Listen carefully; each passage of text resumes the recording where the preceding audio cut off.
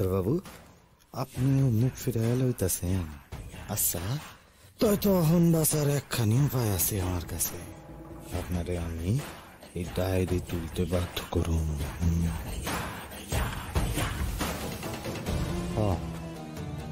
আমি স্বীকার করতেছি, আমি নদীর পাড়ে ওদের ধরছিলাম। আমি ভয় দেখাইতে, আর কিছু না, শুধু ভয় দেখাইতে। আমি যদি ময়নারে মারতে চাইতাম তাহলে কি আমি ময়নারে মারতে পারতাম না? আচ্ছা স্যার, আপনিই কন, ময়না অত সহজে কি আমার হাত থেকে বন্দুক ছিনাইতে পারতো? আমি ওরে মারতাম না, আমি ওরে সাইরা দিতাম। তাছাড়া আমার কত লোকজন আছে। আছিল তো, এরা তো আমাকে ধার করছিল। এইটাই তো আমি ওদের কইছিলাম তোমাকে ভয় দেখাইতে, আর কিছু না। ওরা গেছিল তোমাকে শুধু ভয় দেখাইতে।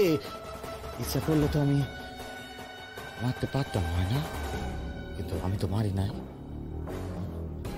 আমি তো শুধু ভয় দেখাইছি।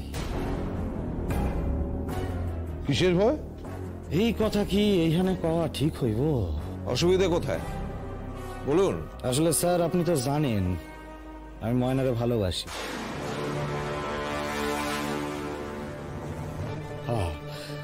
কলকাতা থেকে ফিরনের পর আমি ময়নারে ভুলতে চেষ্টা করছিলাম। তারপর ময়না এখানে আয়া পড়লো, ডাক্তারবাবু ময়নার পিছু পিছু এইখানে আয়া পড়লো। আমার ভেতরের রাক্ষসটা না আবার জেগে উঠলো। আমি চেষ্টা করছিলাম, আমি খুব চেষ্টা করছিলাম ময়নারে ভুলবার, কিন্তু পারি নাই। ভাবলাম ওকে ভয় দেখাইয়া যদি আমি কলকাতা ফেরত পাঠাইতে পারি, যদি বন্দুক দেখাইয়া ওগো আমি ভয় দেখাইতে পারি, তাই আমি ওগো ভয় দেখাইতে গেছিলাম। আর কিছু না, শুধু ভয় দেখাইতে। নাটক হইতেছে। বিশ্বাস করেন মাস্টার মশাই, এইটাই সত্য। আচ্ছা, তাইলে আপনি আমারে আর ডাক্তার বাবুরে ভয় দেখাইতেছিলেন যাতে আমরা আপনার দৃষ্টির বাইরে চলে যাই, তাই তো? তাই, এইটাই এর লেগাই আমি তোমাকে ভয় দেখিয়েছিলাম।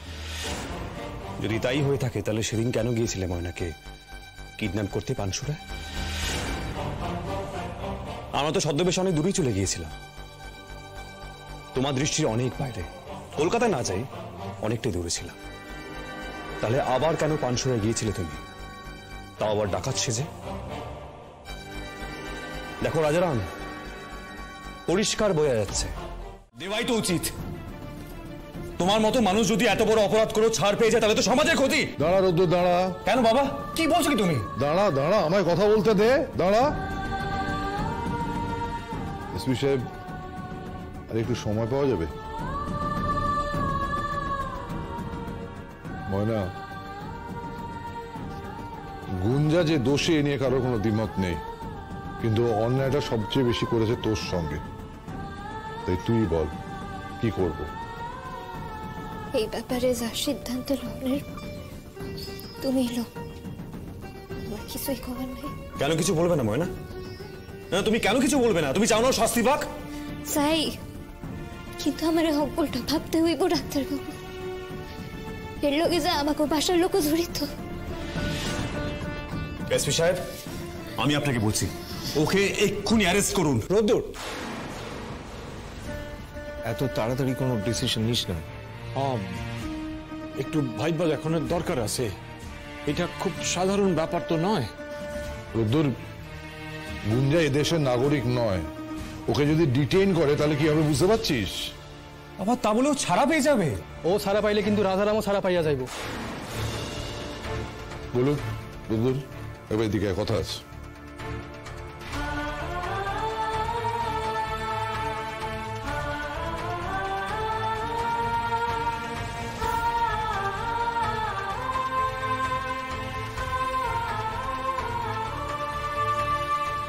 দেখ রুদ্র, ওকে আমরা এদেশে নিয়ে এসেছি, এখন ওকে ছেড়ে চলে যাব?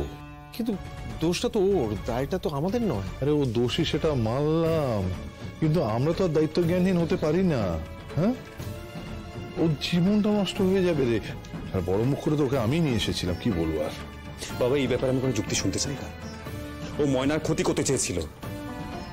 রুদ্র, এটা অন্য দেশ, হ্যাঁ, এটা যদি আমাদের দেশে হতো আমি তোর কথাটা হয়তো মেনে নিতাম, কিন্তু এখানে সেটা সম্ভব নয়। আমার মন বলছে কি পুলিশে দেওয়াটা ঠিক হবে না, ওকে কলকাতায় ফিরিয়ে নিয়ে যাই, চল ওকে ওর বাবা মার কাছে পৌঁছে দিই, ঝামেলা চুকে যাক। বাহ, তুমি তো সিদ্ধান্ত নিয়েই নিয়েছো, তাহলে আমায় এখানে ডেকে কেন জিজ্ঞাসা করছো? যা পারো তাই করো, আমি চললাম। ধর ডাক্তারবাবু, ডাক্তারবাবু শুনেন। এই গুঞ্জা চলো, বলছি যে ওকে নিয়ে যাই। এসপি সাহেব, আমরা আপনাকে জানাচ্ছি, বুঝতেই তো পারছেন। পারতাছি, দুই দেশের ব্যাপার, এখন ওরে আটকাইলে জল অনেক দূর পর্যন্ত গড়াইব। ঠিক আছে, আপনারা ভাবেন, ভাইবা আমারে জানান। এমনিতে তো রাইতে ওনারে ডিটেইন করা যাইব না সকাল না হইলে, তাই রাইতটুকু আপনাদের কাছে সময় আছে। চলো।